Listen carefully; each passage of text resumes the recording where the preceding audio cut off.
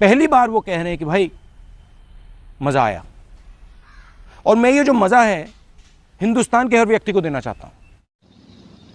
वक्रता केंद्र, centre of curvature.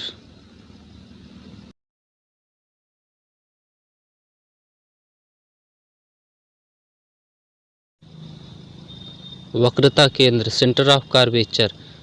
दर्पण जिस गोले का भाग होता है उस गोले के केंद्र का दर्पण का वक्रता केंद्र कहा जाता है।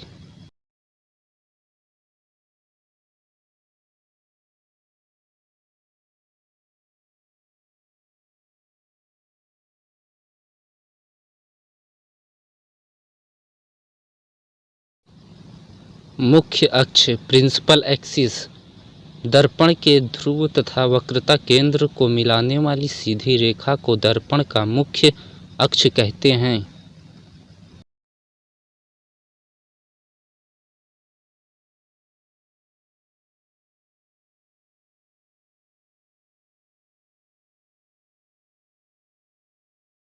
रुको जरा, सब्र करो।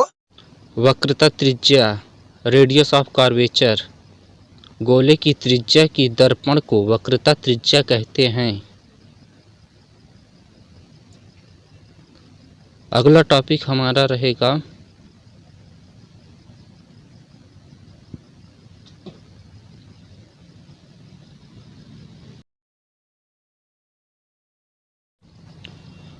द्वारक, एम्परेचर।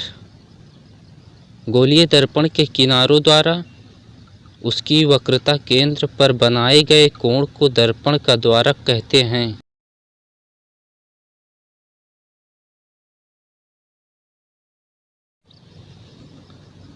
मुख्य फोकस, प्रिंसिपल फोकस जिसे कहा जाता है।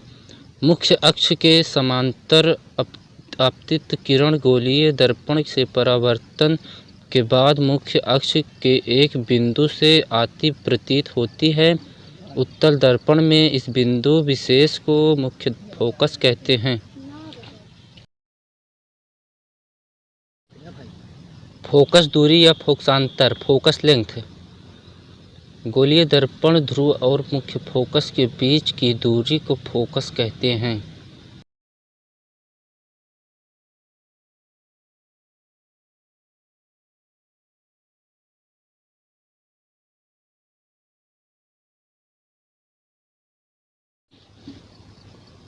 गोलीय दर्पण की वक्रता त्रिज्या r जहाँ पर फोकस दूरी है, f जो है बीच संबंध है, f बराबर r/2 होता है इसका फार्मूला। इससे जो है हम फोकस निकाल सकते हैं इस फार्मूले से।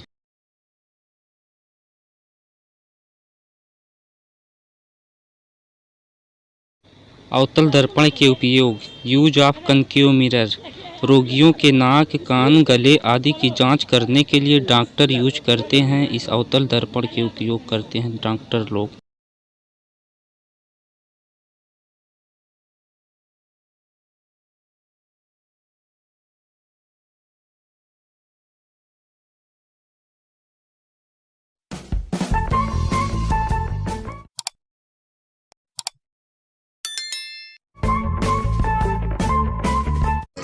उत्तल दर्पण के उपयोग, यूज ऑफ कनकेव मिरर।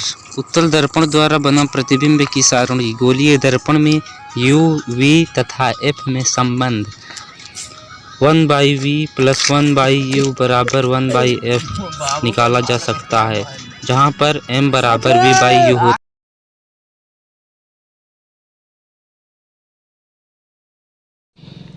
प्रकाश का अपवर्तन, रिफ्रैक्शन ऑफ लाइट। प्रकाश की किरण जब एक माध्यम से दूसरे माध्यम में प्रवेश करती है तो एक निश्चित दिशा की ओर मुड़ जाती है। इस घटना को प्रकाश के अपवर्तन कहते हैं। प्रकाश के अपवर्तन के दो नियम हैं। नंबर 1 आपतित किरण, नंबर 2 अपवर्त्य किरण। इसका जो फार्मूला है sin I/sin R होता है। क्रांतित कोण, क्रिटिकल एंगल जिसे कहा जाता है। जब कोई प्रकाश किरण जब माध्यम से पतले में जाती है तो लंब में दूर भाग जाती है। घने माध्यम का वह कोण जिससे संबंधित पतले माध्यम का कोण 90 डिग्री होता है उसे क्रांतिक कोण कहते हैं। पूर्ण आंतरिक परावर्तन। सघन माध्यम से आपतन कोण। जब क्रांतिक कोण बढ़ जाता है तो प्रकाश की पुनः उसी माध्यम में प्रकाश के नियमानुसार वापस हो जाती है।